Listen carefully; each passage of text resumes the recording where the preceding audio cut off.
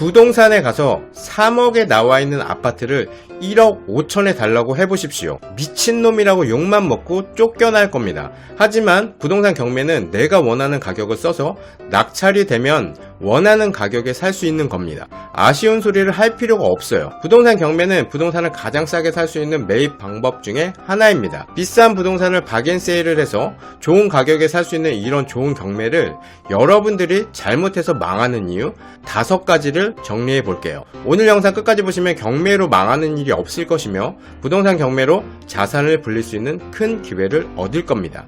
영상 보시기 전에 좋아요 한번 눌러주시면 앞으로 더 좋은 영상 만들 수 있도록 노력하겠습니다. 우선 경매는 7단계로 진행이 됩니다. 임장, 입찰, 낙찰, 대출, 명도, 수리, 수익 실현. 이 과정을 우리는 경매 한 사이클이라고 하죠. 이른 나이에 이 경매 한 사이클을 돌려보면 여러분들은 그동안 보이지 않은 것들을 보이게 되실 겁니다. 그 이유는 간단해요. 임대인이 되어보면 그동안 몰랐던 게 보입니다. 우리가 월급을 받는 직원으로만 있다가 월급을 주는 사장이 되어보면 비로소 안 보이는 것들이 보이게 되죠. 직원들의 마음을 조금 더 알 수 있게 되고 가게에 사장이 없으면 왜 매출이 빠지는지, 여러분들이 좋아하는 오토로 돌렸을 때 내가 일을 안 해도 저절로 돌아가는 파이프라인이라고 좋아하는 그곳이 왜 망해가고 있는지 그 이유를 저절로 알게 되는 겁니다. 그럼 당신이 경매를 망하는 5가지 이유. 1. 감정가의 오류에 빠져서 낙찰을 받는 경우. 감정가를 맹신하면 안됩니다. 감정가는 감정평가사들이 정한 가격이지 실제 시세가 아니에요. 즉 감정가보다 싸게 유찰돼서 받았지만 시세보다 비쌀 수도 있는 겁니다. 요즘은 스마트한 시대이기 때문에 시세 파악을 핸드폰으로 집에서 간단하게 할 수 있어요. 역에서 물건지까지 직접 걸어보지 않아도 거리를 알 수 있고 도보로 시간이 얼마나 걸리는지도 확인할 수 있습니다. 주위에 CGV 재래시장이 있고 초중고가 얼마나 가까이 있는지 다 확인할 수 있습니다. 그래서 처음에는 온라인 임장을 하는 거예요. 아파트는 아실에서 실거래가를 보고 호객 노노에서 거주하는 사람들의 실제 이야기를 들어보고 네이버 부동산으로 실제 나와있는 매물을 확인합니다. 여기까지는 아무나 쉽게 할 수 있는 거죠. 근데 실제로 임장을 가야 하는 이유는 뭡니까? 온라인으로 확인할 수 없는 걸 보고 오는 거예요. 나와있는 물건들의 컨디션, 현재 나와있는 매물의 양, 사람들의 선호하는 동, 로얄동, 로얄호, 현재 분위기, 실제 거주하는 사람들의 이야기를 들어봐야 합니다. 저는 집을 보러 가면 살고 계신 분에게 여기 살기는 어때요? 어디로 이사 가세요? 꼭 2가지는 물어봅니다. 그럼 뭐가 좋은지 뭐가 불편한지 이사가는 동네하고는 어떻게 다른지 이런 정보를 얻고 오는 거예요. 이게 바로 오프라인 임장입니다. 근데 대부분의 사람들은 실제 임장을 가서는 그냥 대충 보고 오죠. 부동산 한 군데 가서 매물 나와 있는 거 한두 개 보고 옵니다. 매매 물건 보면서 전세는 얼마나 나가요? 라고 물어보죠. 전세 시세까지 한 방에 끝내려고 합니다. 부동산 사장님이 매매 손님을 위한 전세가를 얘기해주는 것을 그냥 시세 파악이라고 생각하고 그렇게 대충 확인하고 돌아옵니다. 매매 손님이 물어보는 전세 시세는 최고가로 브리핑될 수밖에 없어요. 왜죠? 매매를 하기 위해서죠. 부동산 사장님들은 여러분들이 싸게 사든 비싸게 사든 관심이 없어요. 확실하게 전월세를 찾는 임차인으로 빙의를 하시고 정말 내가 실거주로 전월세를 찾는 마음으로 물건을 보시기 바랍니다. 그럼 정확하게 시세 파악을 하실 거예요. 부동산 사장님의 말만 믿고 정확한 시세 파악이 안 되어 있는 상태에서 입찰가를 산정해서 낙찰을 받는다면 원하는 가격에 매도 임차가 안 맞춰지는 거예요. 온라인으로 티셔츠 한 장을 사도 엄청나게 가격 비교해서 찾아서 최저가에 구매를 합니다. 1억짜리 부동산을 사는데 가볍게 시세 파악을 하고 감정가를 맹신하고 덜컥 낙찰을 받는다면 망하는 겁니다. 몇 배, 몇 천을 날리는 거예요. 2번째, 낙찰을 위한 고가 낙찰. 부동산 경매를 하는 유형은 다양합니다. 그냥 경매장에 마실 가듯 가볍게 구경 가는 사람도 있고 간 김에 하나 받아와야 한다고 기합을 잔뜩 넣고 난생 처음 간 법원에서 입찰까지 경험하고 오는 사람이 있습니다. 시간은 금이고 알을 깨고 나오는 게 가장 중요하죠. 내일부터 다음 달부터 돈을 좀 더 모아서 이런 말은 하지 않겠다라는 말과 동의어입니다. 삶을 바꿀 수 있는 인생의 비밀 중 한 가지는 바로 right now입니다. 부동산 경매에 관심이 있다면 법원만 가서 둘러보지 마시고 실제로 입찰까지 하고 오세요. 그렇다고 준비도 안 되어 있는데 그냥 최저가에 입찰을 하라는 말은 아닙니다. 경매 사이트에서 물건 검색하고 온라인, 현장, 임장 다 하시고 제대로 입찰을 하셔야 합니다. 한 번이 어렵지 그 다음부터는 쉬워요. 근데 중요한 건 입찰을 계속해도 낙찰이 되지 않는다는 겁니다. 보통 10번을 입찰하면 한 번은 낙찰이 되는데 그 10번을 채우지 못하고 사람들은 포기하게 되죠. 임계점을 넘지 못하는 겁니다. 왜냐면 초보 초보들은 입찰가가 정해져 있어요. 최저가 언더에 써서 입찰을 하거든요. 저도 그랬고 지금 순간에도 법원에는 그런 들러리 분들이 많습니다. 몇 번 입찰을 해서 폐차를 하면 경매로 싸게 살 수 있는 게 아니구나 라는 생각이 들면서 이거 아무나 하는 게 아니었어, 그렇게 일상으로 돌아가는 거예요. 그 중에 칼을 뺐으면 무라도 썰어야 한다는 아주 단단히 각오를 하신 분들은 살아남아서 낙찰을 받을 때까지 도전은 계속됩니다. 계속 폐차를 하면 그냥 단순히 입찰을 위한 시간을 날리는 게 아닌 임장으로 보낸 시간도 날아간다고 생각을 하니 너무 허탈하고 힘이 빠지게 되죠. 그러면서 점점 낙찰을 위한 입찰을 하게 됩니다. 낙찰을 받는 방법은 간단해요. 저는 그냥 내일 아침에 법원 가서 무조건 낙찰을 받을 수 있습니다. 이건 실력이 있어서가 아니에요. 낙찰을 받을 수 있는 방법은 가장 비싸게 쓰면 되는 거예요.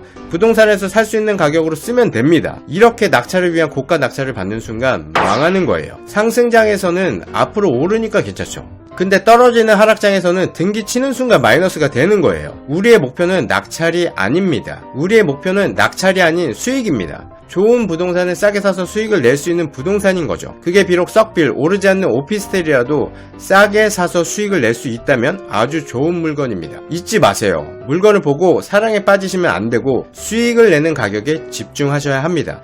10번을 입찰하면 낙찰이 된다는 것은 단순하게 많이 입찰하면 낙찰 확률이 올라간다, 이런 게 아닙니다. 경험이 쌓이면서 낙찰되는 가격대가 보이는 거예요. 그때부터 진정한 경쟁이 시작되는 겁니다. 최고가 매수인으로 호명되고 싶고 낙찰 영수증이 너무 받고 싶어서 낙찰을 위한 고가 낙찰을 받는 무모한 짓을 안 하시길 바랍니다. 3. 입찰표를 잘못 쓰거나 입찰 보증금이 부족한 경우. 입찰 보증금을 적게 넣거나 재매각 사건인 경우 20%인데 부족하게 입찰 보증금을 넣은 경우는 무효가 됩니다. 입찰가를 수정해서 입찰 자체가 무효가 되는 분은 법원에서 아주 흔히 볼 수 있어요. 대리 입찰, 법인 입찰을 하면서 인감 증명서가 빠졌을 경우에도 무효 처리가 됩니다. 입찰가에 0을 하나 더 쓴 경우도 있는데 이건 무효가 아니라 난리 나는 거예요. 그냥 망하는 겁니다. 3억짜리를 30억에 쓴 경우는 잔금을 칠 수가 없죠. 입찰 보증금을 날릴 수밖에 없습니다. 이렇게 한 해에 몰수되는 입찰 보증금이 1000억이라고 합니다. 차가 막혀서 법원에 늦게 도착하거나 주차를 못해서 입찰 시간이 부족하게 되면 아무래도 서두를 수밖에 없죠. 서두르게 되면서 사람은 실수를 하게 되는 거예요. 하루 전날 입찰표를 미리 작성하고 미리미리 일찍 법원에 도착해서 느긋하게 준비를 하셔야 합니다. 네 번째, 대출이 안 나오는 경우. 대출은 미리 알아보시고 입찰을 하셔야 합니다. 80%가 나올 줄 알았는데 70%가 나오면 나머지 10%의 자금이 필요한 거죠. 그래서 항상 자금의 여유를 만들어 놓는 게 좋습니다. 여유가 없는 상황에서는 돌발 상황이라도 발생하면 잔금을 못 쳐서 보증금을 날리는 거예요. 아래 댓글에 메일 주소 주시면 대출 실장님 연락처를 보내드리겠습니다. 입찰 들어가시기 전에 내가 대출이 얼마나 나오는지 꼭 확인하고 입찰 들어가십시오. 다섯 번째, 수익 실현을 못하는 경우. 수익 실현을 하려면 전월세 세팅을 해야 합니다. 전세를 맞춰서 투자금을 회수하거나 월세를 맞춰서 대출이자를 내고 현금 흐름을 만들어야 합니다. 그러기 위해서는 낙찰을 받아서 점유자를 내보내야 하죠. 이것을 명도라고 합니다. 명도가 어렵습니까? 쉽습니까? 낙찰 받자마자 끝나는 명도도 있고 1년 동안 명도를 할 수도 있습니다. 저는 공실인 물건을 받아서 낙찰과 동시에 명도를 끝낸 물건도 있고 공격적이고 아주 치밀한 점유자를 만나서 명도하는데 7개월이 걸렸고 강제 집행을 한 물건도 있습니다. 말 한마디를 잘못하면 한 달 만에 끝나는 명도도 7개월이 걸리는 게 부동산 경매예요. 점유자의 부탁을 단호하게 거절하는 것은 명도의 난이도를 높일 수 있습니다. 명도도 협상의 하나라는 것을 꼭 기억하세요. 평소에 둥글둥글하게 사람들과 원만한 관계를 유지하고 말 한마디로 천냥빚을 갚는다는 것을 공감하는 분들은 명도도 수월하게 하실 수 있습니다. 속도만 빠르다고 좋은 게 아니에요. 마음을 느긋하게 먹고 어차피 이기는 게임이라 생각하시고 쫓기지 않고 천천히 해결하는 것도 부동산 경매를 지속할 수 있는 원동력이 되는 겁니다. 명도에 질려서 부동산 경매를 못한다고 두 손 두 발 들고 일상으로 돌아가는 분들도 많습니다. 근데 어려운 명도는 가끔 있는 거예요. 강제 집행 또한 수십 개의 부동산을 낙찰받으면서 저는 딱 한 번 해봤습니다. 너무 두려워 마시고 용기 내서 시작하시길 바랍니다. 몇십 년을 돌아 길을 찾을 수도 있습니다. 저 역시 인생의 3분의 1을 일만 열심히 하며 돈 벌 시간 없이 살았습니다. 인생이란 그런 거예요. 일찍 피는 꽃도 있지만 늦가을에 피는 국화도 있습니다. 목적지까지의 모든 신호등이 푸른색으로 바뀔 때까지 기다리다가는 영영 출발할 수 없어요. 부동산의 모든 규제가 사라질 때까지 멈춰 있을 수 없는 노릇입니다. 새로운 길을 두려워하지만 않는다면 미래는 반드시 지금보다 나아질 겁니다. 우리가 매일 보내는 하루는 낮과 밤이 합쳐져 하루가 되죠. 어둠과 밝음이 합쳐져야 온전한 하루가 되는 거예요. 우리 인생도 행복과 불행이 합쳐져 있습니다. 행복과 불행이 공존해야 완벽한 인생이 만들어지죠. 근데 사실 불행은 조금 요란한 행복일 뿐입니다. 경제적 자유 역시 성공한 투자와 실패한 투자가 합쳐져야 가능한 거예요. 오랫동안 투자를 해보시면 알게 되실 겁니다. 실패를 두려워하지 마시고 부동산 경매 도전하십시오. 오늘 영상은 여기까지 하겠습니다. 영상이 도움이 되셨다면 좋아요 한 번만 부탁드리겠습니다. 같이 좀 먹고 살아요.